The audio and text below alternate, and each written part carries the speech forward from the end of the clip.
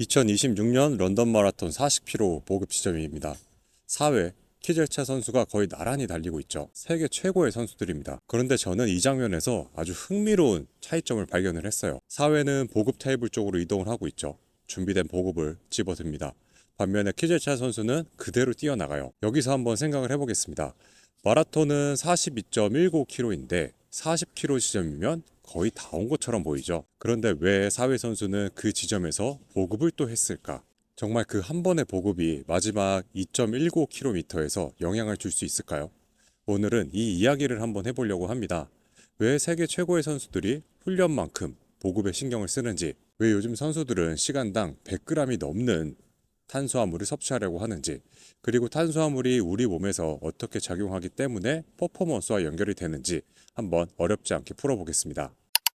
안녕하세요. 마라톤과 트라이애슬론을 즐기면서 퍼포먼스 영향을 공부하고 현장에서 활용할 수 있도록 알려드리는 전민영입니다. 마라톤을 뛰어보신 분들이라면 아마 아실 거예요. 초반에는 몸이 정말 괜찮습니다. 10km까지는 생각보다 너무 괜찮아요. 오늘 이러다 일 나겠는데? 20km까지도 그리고 잘 가죠. 하프를 지나도 심지어 아직까지 할만하다고 느낄 때가 많습니다. 그런데 30km가 지나고 생각이 바뀌죠. 35km가 지나고 40km 가까이가 가면 몸이 완전히 달라집니다. 언제 끝나냐 이런 생각이 더 많이 들죠. 분명히 머리로는 페이스를 유지를 하고 싶은데 그때부터 이제 몸이 말을 안 듣기 시작합니다. 호흡도 무겁고 집중력도 흐트러지고 체력은 바닥이 난 느낌이죠. 이때 우리는 보통 이렇게 생각을 합니다. 훈련이 부족했나? 아직까지 멘탈이 약한가? 초반에 오버페이스 아니었나? 물론 이게 다 맞을 수가 있어요. 하지만 여기서 하나를 더 들어가서 봐야 됩니다. 바로 에너지. 그 중에서도 탄수화물입니다. 저도 예전에는 보급을 정말 가볍게 생각을 했어요. 안 먹고 많이 운동을 했었죠. 훈련을 잘하면 버틸 수 있다고 생각을 했고 힘들면 그때 먹으면 된다고 생각을 했습니다. 많은 선수들도 그렇게 생각을 하고 있어요. 그런데 러닝과 라이딩을 하면서 퍼포먼스를 더 생각을 하다 보니 제가 잘못 생각하고 있다는 것을 알게 되었죠. 후반에 몸이 꺼지는 건 단순히 의지 부족이 아니었습니다. 내 몸이 쓸 수 있는 에너지가 부족할 수 있기 때문이고 그 에너지를 미리 준비하지 못했기 때문입니다. 그래서 오늘은요, 에너지 문제를 탄수화물 보급 관점에서 풀어보려고 합니다. 자, 이거 먼저 꼭 기억해 주세요. 보급은 배고파서 먹는 간식이 아니에요. 그리고 힘이 빠진 뒤에 급하게 먹는 비상식량도 아닙니다. 페이스가 떨어지기 전에 준비해야 하는 전략인 거예요. 이건 선수들에게만 해당하는 이야기가 아닙니다. 마라톤을 준비하는 러너분들, 장거리 라이딩을 하는 사이클리스트, 트라이슬론을 준비하시는 분들, 그리고 운동을 하시는 분들 모두 똑같은 이야기입니다. 훈련을 열심히 했는데도 자꾸 무너진다면 체력만 볼 것이 아니라 보급 전략도 함께 같이 보셔야 합니다. 그럼 이런 질문이 이제 생길 수가 있습니다. 왜 꼭 탄수화물이어야 하지? 우리 몸은 운동을 할 때 탄수화물만 쓰는 건 아니에요. 지방도 씁니다. 그리고 아주 긴 운동이나 에너지가 부족한 상황에서는 단백질도 일부 에너지로 쓰일 수 있습니다. 그런데 이런 생각이 들죠. 지방도 에너지인데 지방을 더 많이 먹으면 되는 거 아닌가? 단백질도 칼로리가 있는데 단백질을 먹으면 되잖아. 아주 좋은 질문입니다. 이 영양소들의 역할이 달라요. 쉽게 한번 비유를 해보겠습니다. 지방은 큰 저금통 같은 연료입니다. 양은 많은데요. 그런데 문제는 뭐냐? 빠르게 꺼내서 쓸 수가 없어요. 느린 에너지입니다. 반대로 탄수화물은 우리 지갑 속의 현금과도 같은 연료입니다. 필요할 때 빠르게 꺼내 쓰기 굉장히 좋죠.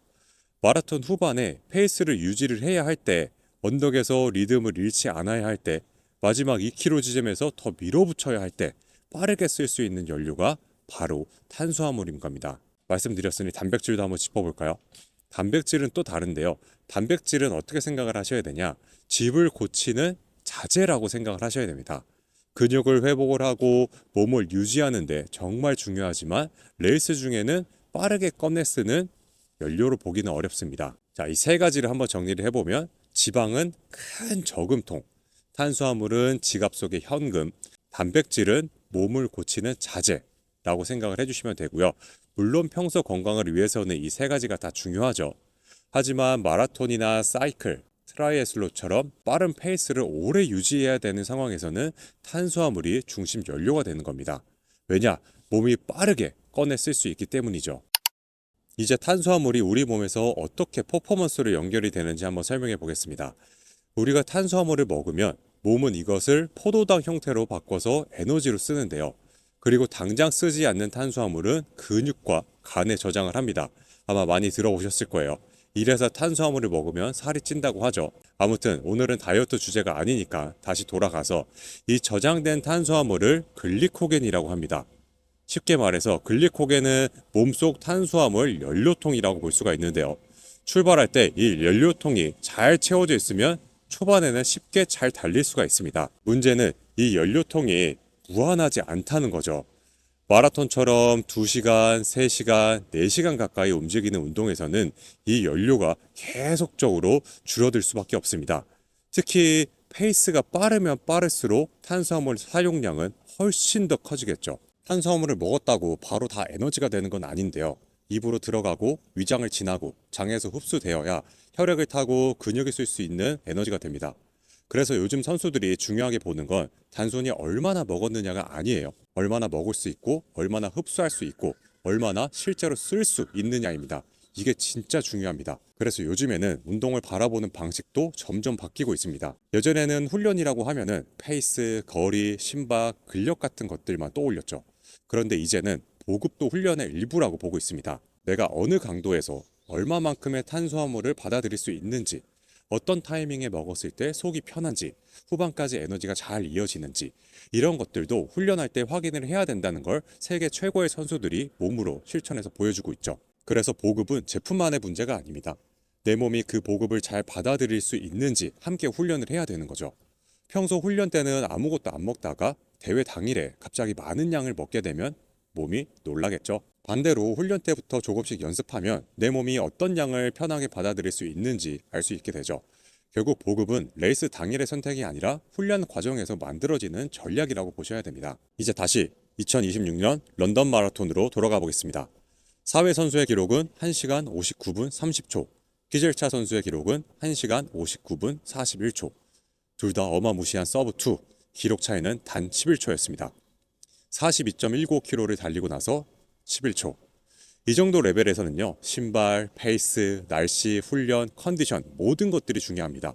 그리고 보급도 그중 하나죠. 사회는 이 레이스를 위해서 장기간 보급 전략을 훈련을 했습니다.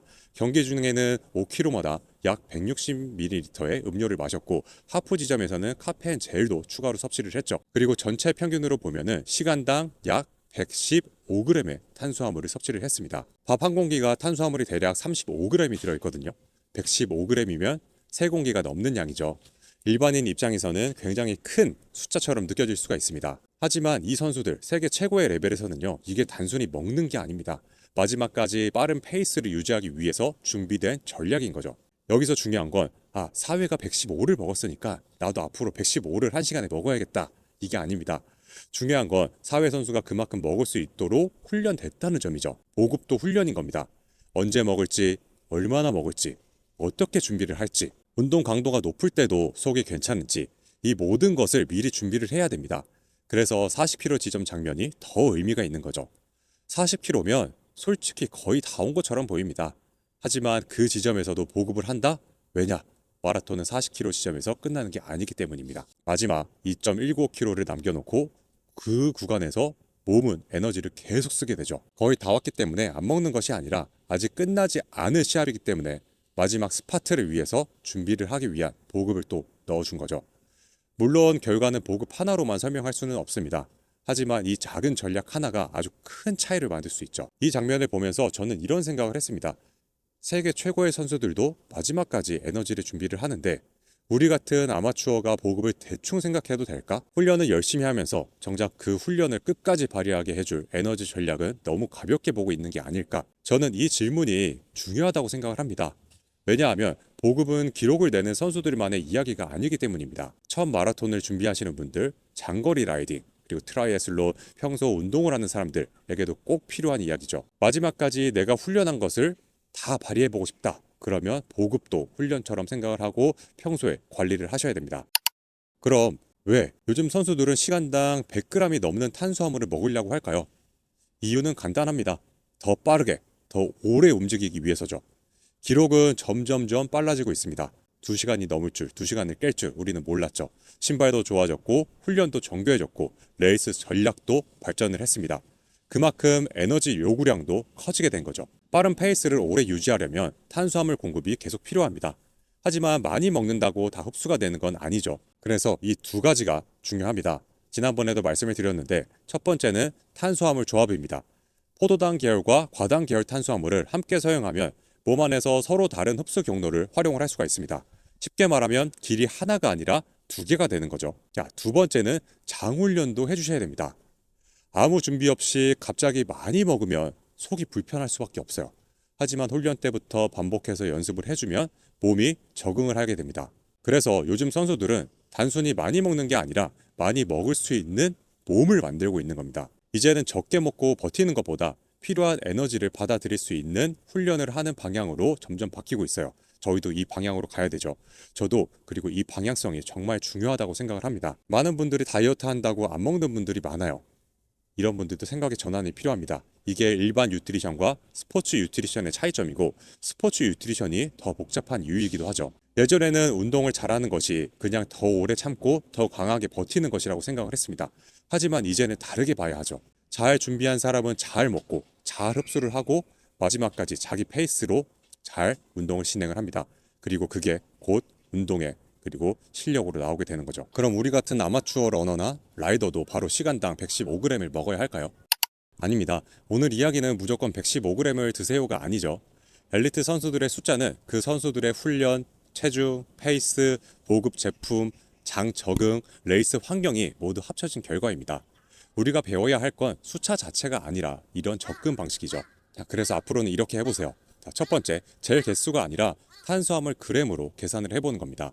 많은 분들이 젤을 몇 개를 먹었는지 기억을 합니다. 그런데 1시간에 탄수화물을 몇 그램 먹었는지는 잘 모르죠. 예를 들어서 젤 하나에 탄수화물이 25g이라고 하면은 1시간에 2개를 먹어도 50g이 됩니다. 만약 음료에도 탄수화물이 들어있다면 젤과 음료를 합쳐서 같이 계산을 해야죠. 이렇게 그램으로 보기 시작을 하면은 보급이 훨씬 더 명확해집니다. 두 번째, 대회 당일이 아니라 훈련 때 먹어봐야 합니다. 보급은 대회 당일에 실험하는 게 아니라고 말씀을 드렸죠. 훈련 때 해야 하는 겁니다. 특히 실제 레이스와 비슷한 강도에서 실천을 해봐야 됩니다. 천천히 조깅할 때는 괜찮았는데 마라톤 페이스에서는 속이 불편할 수도 있거든요. 그래서 장거리주, 마라톤 페이스주, 긴 라이딩과 같은 날에 보급을 꼭 테스트를 해보셔야 됩니다. 세 번째, 마지막까지 보급한다는 생각을 가지셔야 됩니다. 많은 분들이 초반에만 먹거나 힘 빠질 때만 섭취를 합니다. 그런데 사회의 40km 보급 장면을 보면 아실 수 있을 거예요. 40km에서 마라톤은 끝나지 않습니다. 마지막 2.19km에도 에너지는 필요하죠. 마지막까지 스퍼트할 그리고 움직일 연료를 남겨두셔야 합니다. 네 번째, 내 몸에 맞는 양을 찾아주셔야 돼요. 남이 100g을 먹는다고 나도 바로 100g을 먹을 필요는 없습니다. 어떤 사람은 40에서부터 시작을 해야 될 수도 있고요. 어떤 분들은 60, 80까지 천천히 올릴 수 있습니다. 숙련된 선수들은 100g 이상도 훈련을 할 수가 있죠. 중요한 건 남의 숫자를 따라하는 게 아닙니다. 내 몸이 받아들일 수 있는 그 양을 찾는 겁니다. 그리고 이 과정을 어렵게 생각하지 않으셨으면 좋겠습니다. 운동을 하는 사람이라면 누구나 한 번쯤 보급 실수를 하게 되죠. 너무 늦게 먹기도 하고 너무 많이 먹기도 하고 너무 안 먹기도 하고 속이 불편해서 다음 보급을 건너뛰기도 합니다.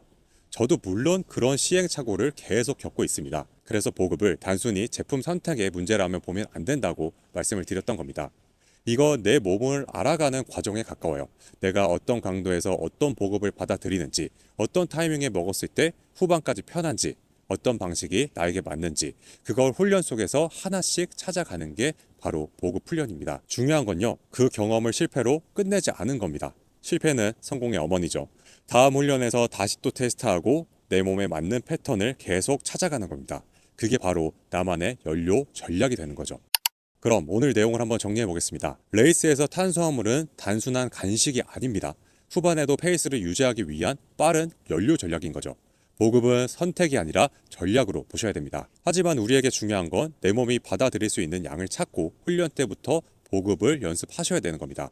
저는 이 부분이 운동의 또 하나의 재미라고 생각을 해요.